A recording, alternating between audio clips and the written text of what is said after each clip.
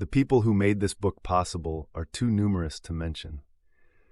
I will forget a name of someone who first experimented with a mental model, who first replicated it, and the guy who first wrapped it around a narrative structure so that others may learn it. So for all these men, I leave a blanket dedication to everyone who has been in the virtual locker room, working for years to structure their marriages and their lives around a simple concept.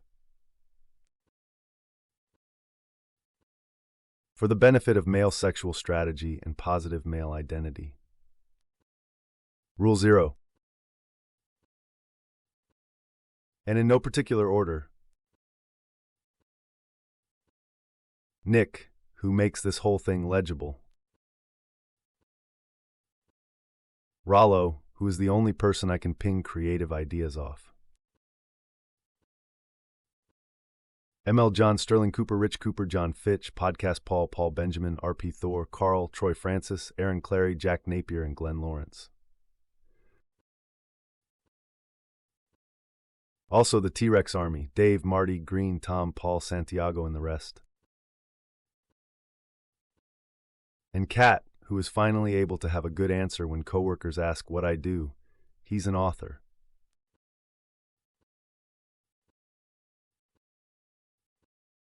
Forward.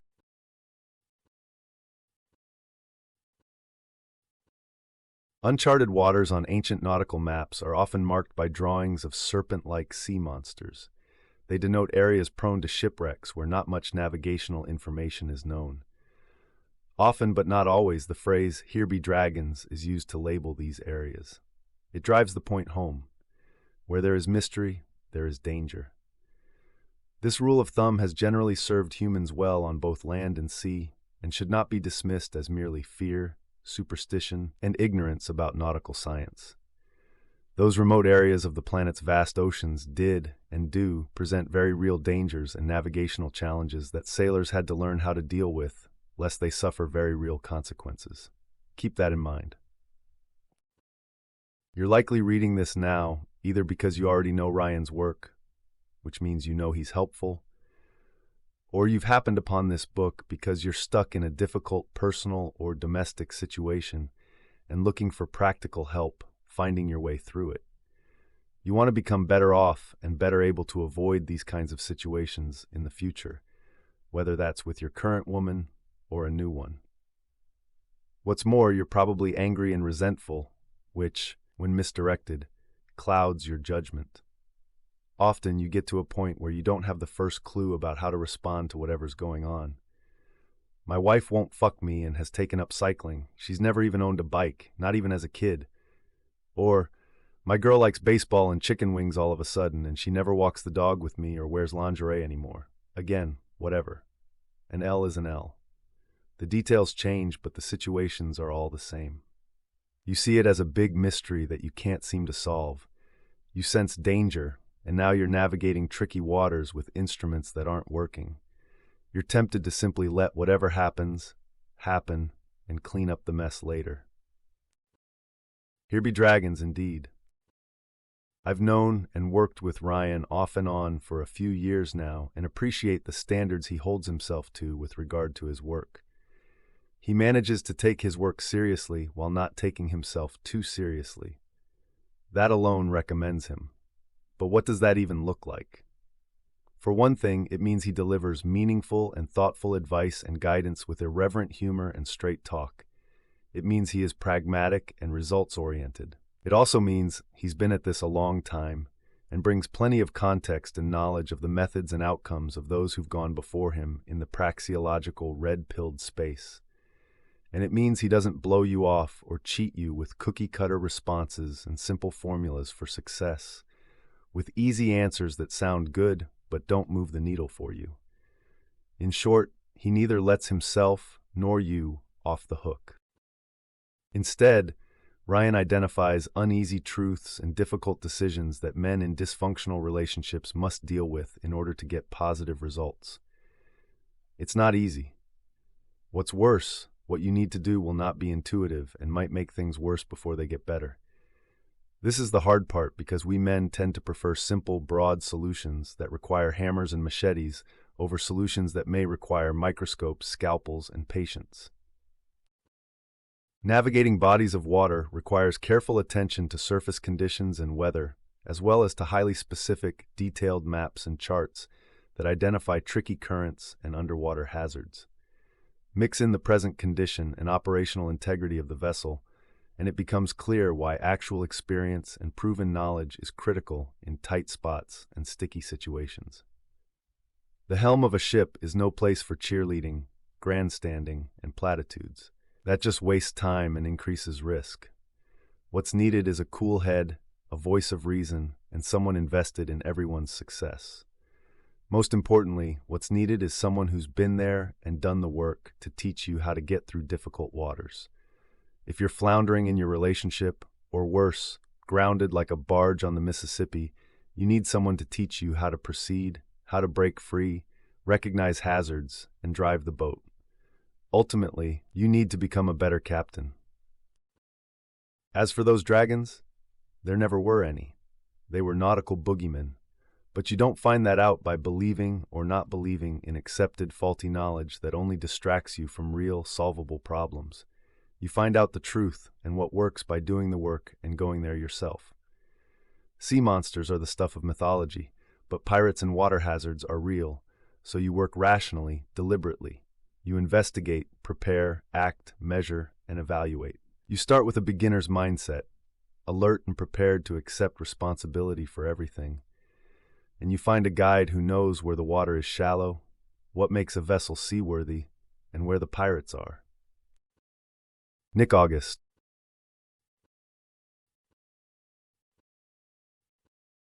Introduction.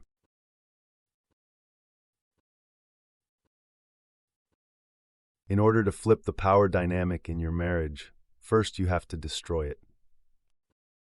Jack 10 of Hearts. This book is the culmination of a decade's work done by thousands of men in search of a single goal. How can I stop being taken advantage of in my marriage relationship and enjoy a healthy sex life? Since so many men in the modern age have been left without any guidance or help, and since the institutions that used to perform this service have all gone the way of the gynocentric social order, it's been left to anonymous dudes on the internet to solve this problem apart from mainstream advice and strategy. It happens the same way every time.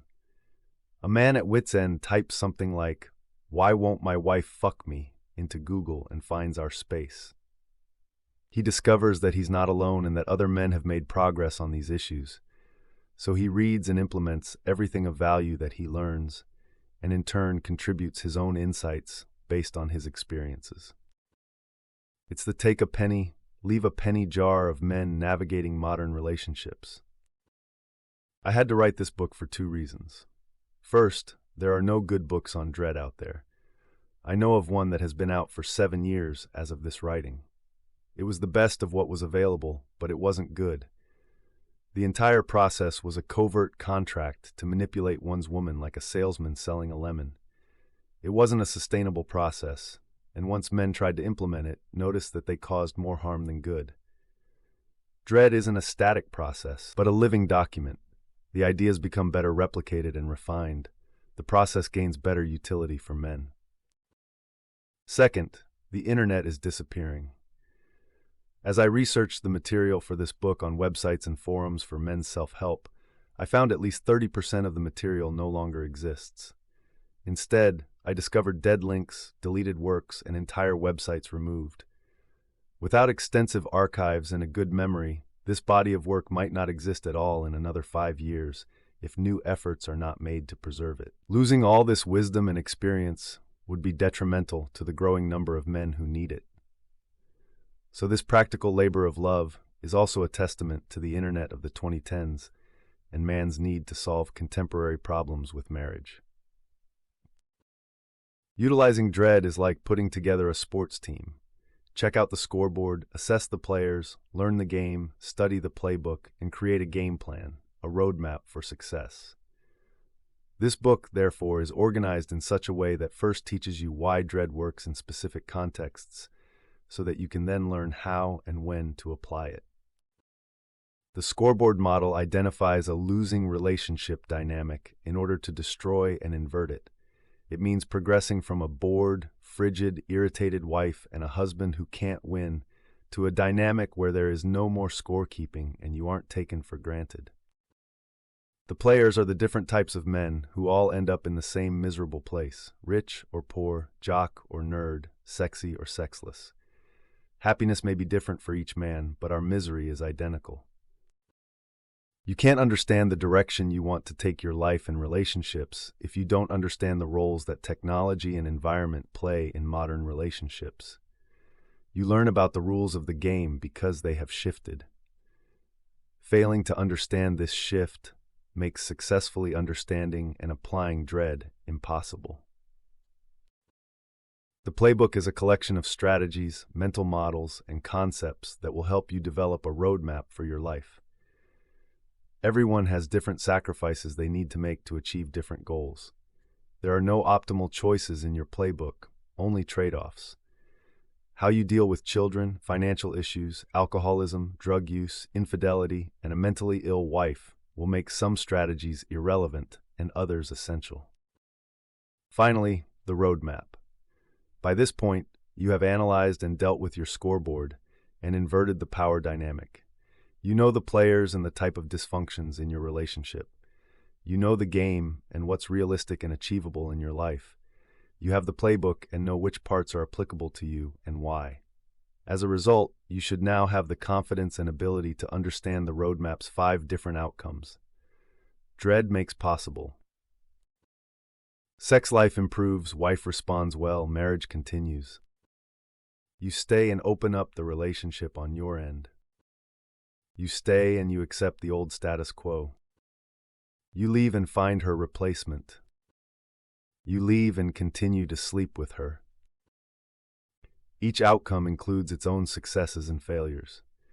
By understanding all your options, you can not only become more confident in pursuing your ideal one, but also mitigate the downsides of the other 4. Volume 2. Dread continues the work from Volume 1, Frame. If you haven't read the first book, many concepts in here will not make sense to you, so you should go back and start with developing your frame. Just like the first book, some of the mental models and strategies herein are true, and others are useful. Not everything in this book is meant to be taken literally, except for the parts that are. The way to tell the difference is to observe your marriage, orient yourself towards your desired outcome, make decisions, act on them, and reflect on what worked and what did not, and why. In other words, use the OODA loop. The most obvious mistake many men make is looking for why their wives no longer fuck them and trying to rekindle some kind of 1950s covert contract. These men don't want happiness. They want a time machine. They don't want to navigate, thrive, or solve. They want to cope. To avoid that trap, you have to look at where you are and choose from your best and most realistic options. It can be scary. Most guys can't define or articulate what they want out of their relationships, and because of this, their biggest obstacle to successfully using dread is their own tendency to self-sabotage. I've seen men break down into tears just for talking about their situation out loud, so I know this level of introspection, analysis, and honesty, not a small ask. Still, it's important to lean into the discomfort because the only growth possible is in that zone. Keep this in the back of your mind. You will forget along the way, so I will remind you. Dread cannot repair your marriage, and it cannot make your wife do anything because dread is not about fixing your marriage. It's about fixing you. Besides, relationships are women's work.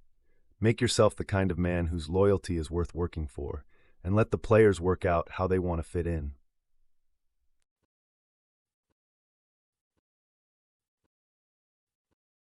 The scoreboard. Normal, solid guys are confused.